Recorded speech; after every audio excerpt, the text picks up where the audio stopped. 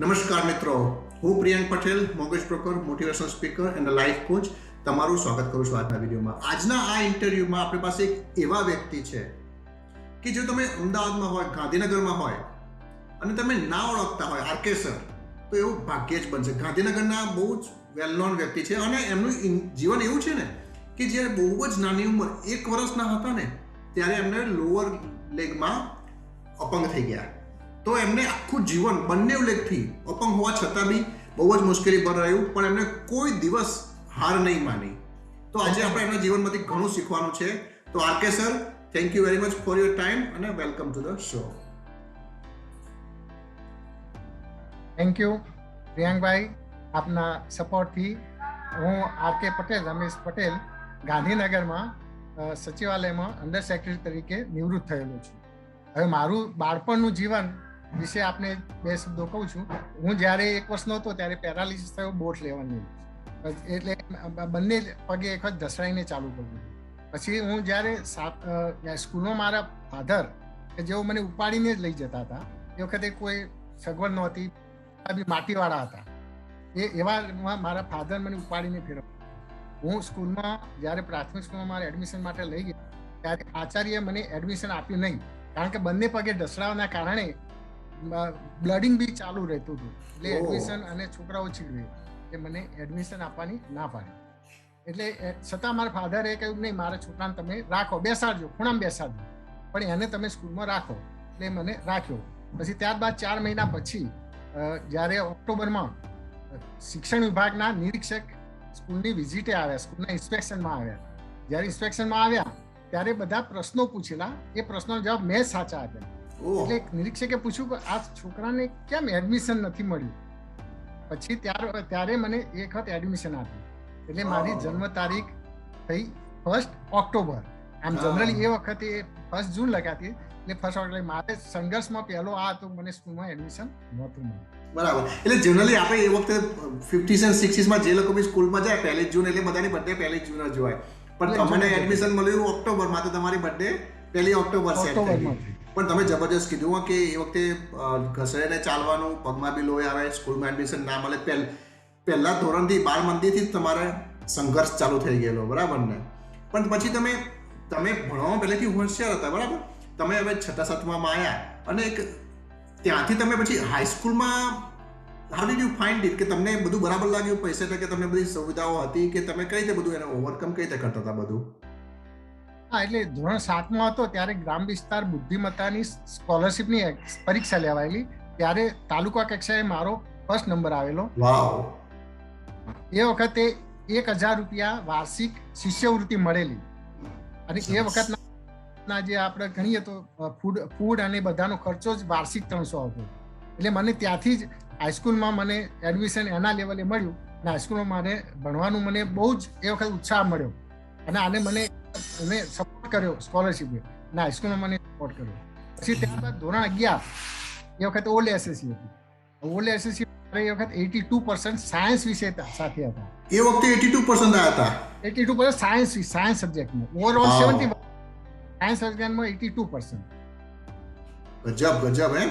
તો પછી તમે નેચરલી આપણે એટલા બધા માર્ક્સ આવ્યા હોય, તમે ભણવામાં આટલા હોશિયાર હતા, તો તમને બી એવું થયું હશે કે હું સાયન્સમાં ભણવા જતો રહું કે એવું કંઈ થયું હશે, પણ તમે સાયન્સ ભણ્યા નથી, બરાબર? તો એનું કારણ શું હતું સાહેબ? હા, પછી જ્યારે અમદાવાદમાં મારે એડમિશન માટે મારા ફાધર મને ઉચકીને લાવ્યા, બધા એ વખત સારી સાયન્સ સ્કૂલમાં ગયા, એડમિશન માટે ગયા. એ વખત કંઈ ઓનલાઈન હતું નહીં, સ્કૂલમાં જઈને ફોર્મ ભરવાનું હોય છે. એટલે સ્કૂલમાં ગયા, ફોર્મ ભરવાનું હતું. એ વખત મને જોઈ, અને પછી બંને પગે અપંગ હોય એટલે સાયન્સમાં તમને એડમિશન તો ના મળી શકે, તમે પ્રેક્ટિકલ કઈ રીતે કરી શકો? એ વખત કોઈ આના હેન્ડીકેપના કોઈ નિયમો કે એ વખત કોઈ રૂલ્સ હતા જ નહીં. એટલે મને એડમિશન આપવાની સાયન્સ વિષયમાં ના પાડી દીધી. એટલે પછી ના છૂટકે મારે કોમર્સમાં એડમિશન લીધું. અને એ વખત HL કોમર્સ કોલેજ, હવે HL કોમર્સ કોલેજમાં ફર્સ્ટ ટ્રાયલ જ મને એડમિશન મળી ગયું. હવે એ વખતે મારા ફાધર ઉચકીને આવ્યા, એટલે ત્યાંના બધા વિદ્યાર્થીઓ હતા કે તમારા છોકરાને એડમિશન મળી ગયું? હા, કે મારા છોકરાને તો એડમિશન મળી ગયું છે. હા, કે સારું, કે લોકો નથી મળતું તો આ એડમિશન, હા કે એડમિશન. એટલે એ રીતે મને કોમર્સ કોલેજમાં એડમિશન મળ્યું. હા, અને તમે સ્પોર્ટ્સમાં બી બહુ આગળ વધેલા. તમે જો પગથી આપણે અપંગ બરાબર ફાવે નહીં કરતા, તો બી તમે સ્પોર્ટ્સ રમતા હતા અને તમે ખાસા આગળ સુધી જયેલા છો, તો થોડું તમે એના વિશે કંઈ શેર કરી શકશો પ્લીઝ? હા, પછી કોલેજમાં આવ્યા પછી અમારા બધા અપંગ મિત્રો બધા ભેગા થતા હતા. એ વખતે રાજ્ય કક્ષાએ પછી નેશનલ કક્ષાએ બધી અપંગોની રમતગમત સ્પર્ધા થતી હતી. એ વખતે મેં રમતગમત સ્પર્ધામાં ભાગ લીધેલા અને મને એ વખતે ભાલા ફેંક, જેને આપણે જેવેલિયન થ્રો કહીએ છીએ, બરસી ફેંક કહીએ છીએ, પછી જેવેલિયન થ્રો, ગોળા ફેંક અને વ્હીલચેર રેસ, એમાં મારા નેશનલ કક્ષાએ ઇનામો પણ આવેલા છે. નેશનલ કક્ષાએ? હા, નેશનલ કક્ષાએ ઇનામો પણ આવેલા છે. અને આ ઇનામોના કારણે મને સરકાર શ્રીમાંથી મને મારું જે કહેવાય એમાં ઇન્ક્રીમેન્ટ, જે મને ઇજાફો પણ મળેલો છે, પ્રોત્સાહન. તો સાહેબ, તમને તમારા જીવનમાં આટલી બધી તકલીફો હતી, સપોર્ટ બી નતા મળતા એટલા જોયેલા, તો બી તમે ભણવામાં બી સૌથી આગળ પડતા હતા, તમે સ્પોર્ટ્સમાં બી આગળ પડતા હતા. તો એનો મતલબ કે તમને જે ચેલેન્જો આવતી હતી પણ તમે એને ગાંઠતા નતા, બરાબર ને? આપણે મનમાં જે કરવાની ઈચ્છા હોય એના તરફ પ્રયત્નો કરતા રહેવાના. તમે જ્યારે ભણીને બહાર આવ્યા તો તમને જોબ મેળવવામાં તમને કોઈ તકલીફ પડતી હતી કે જોબ ફટાક દઈને મળી ગઈ? એના વિશે તમારો કેવો એક્સપિરિયન્સ હતો એ વખતે? હા, જોબ માટે મારે એસએસસીમાં સારા પર્સન્ટેજ હતા, એટલે એ વખતે એસએસસીના બેઝ ઉપર નોકરી મળતી હતી. એટલે મેં 3 જગ્યાએ એપ્લાય કરેલું. મારા પર્સન્ટેજ સારા, મારે 3 જગ્યાએ સિલેક્ટ થયો. ક્યાં જવું એ મારા માટે પ્રશ્ન હતો. 3 જગ્યાએ મેં પછી હિસાબ અને તિજોરી નિયામકમાં મેં સિલેક્શન લીધું અને ત્યાં મેં મારી જોબ ચાલુ કરી. હા, સરસ સરસ. અને તમે જ્યારે રિટાયર થયા ત્યારે તમે ક્લાસ 1 ઓફિસર તરીકે રિટાયર થયા, બરાબર ને? હા, બહુ મોટું અચીવમેન્ટ કહેવાય. સરસ સરસ. અને તમે પહેલા મને કીધું એક વખત વાત ઉપર કે તમને કોઈ એવોર્ડ બી મળે તો ગવર્નર તરફથી, એ શું હતું સાહેબ? હા, એમાં જે દિવ્યાંગ લોકો હોય એને સરકારી કામગીરીમાં સારી શ્રેષ્ઠ કામગીરી કરતા હોય એને રાજ્ય કક્ષાએ સરકાર શ્રીમાંથી રાજ્યપાલ એવોર્ડ, ગવર્નર એવોર્ડ આપતા હતા. એ વખતે મને ગવર્નર એવોર્ડ મળેલો એ વખતે. વાવ, એ જ મને 81માં. તો સાહેબ, તમે ક્લાસ 1 ઓફિસર બી હતા, તમે જોબ બી કરો, બધું ઘરનું બી કરવાનું કામ હોય, તો તમે ટ્યુશનનું કઈ જગ્યાએ પિક્ચરમાં આવ્યું? તમે ટ્યુશન કઈ રીતે સ્ટાર્ટ કરી દીધા સાહેબ? હા, પછી જ્યારે ક્લાસ 1, 2 ની બધી એક્ઝામો, યુપીએસસીની એક્ઝામો આપતો હતો, હવે એમાં જ્યારે રિટર્નની એક્ઝામો મારા સારા માર્ક્સ આપતા, પણ મૌખિકમાં એ સમયે થોડો બાયસ રાખવામાં આવતો હતો કે ઓછા માર્ક્સથી સિલેક્શન ના થાય, અને એના કારણે હું ક્લાસ 1, 2 માં સિલેક્ટ નહોતો થયો. આ નિવારવા પછી મેં ટ્યુશન, મારે જે કહેવાય એ મેં સેવાનું ટ્યુશનનું, મેથેમેટિક્સમાં ટ્યુશનનું મેં સ્ટાર્ટ કર્યું ગાંધીનગરમાં 1987-88માં. હા, મારા એક ફ્રેન્ડ અહીંયા નજીકમાં જ રહે છે, એ મને કહેતા હતા કે તમે ગાંધીનગરમાં ભણેલા ગયેલા મોટા થયા હોય અને તમે જો આરકે સરને ના ઓળખતા હોય ને તો એવું બને જ નહીં. કે એટલે તમારું નામ એટલું સરસ છે ટ્યુશન જગતમાં, સાહેબના લેવલમાં તમે બહુ જ પ્રખ્યાત છો. પણ સાહેબ, તમે આટલી બધી તમે હાર્ડવર્ક કરતા હતા, તમને તકલીફો બી બહુ બધી પડે તમારા સ્ટાર્ટિંગથી, પહેલા ધોરણથી, બાળમતીથી, એડમિશનથી લઈને છેક જોબ મળી ત્યાં સુધી. તો તમારા જીવનમાંથી આજે કોઈક તમને પૂછે તો તમે કેવો સંદેશો, મેસેજ તમે શું આપવા માંગશો લોકોને આજે તમે? હા, હું એમ જ કહેવા માંગુ છું, કોઈ પણ સંજોગો, તમારી કેવી પરિસ્થિતિ હોય તો પરિસ્થિતિનો સામનો કરો, એ પરિસ્થિતિને સરેન્ડર નહીં કરો. જો તમે સરેન્ડર, ભવિષ્યમાં તમે આગળ વધી નહીં શકો. એટલે કોઈ પણ મુશ્કેલી હોય, તમારી શારીરિક હોય કે આર્થિક હોય કે કોઈ મુશ્કેલી હોય, તો એ મુશ્કેલીમાં તમે એને સામનો કરી અને એને તમે ઓવરટેક કરો કે જેથી તમે ભવિષ્યમાં આગળ વધી શકો. એટલે બીજી આવતી મુશ્કેલીઓ પણ તમને સામાન્ય લાગશે.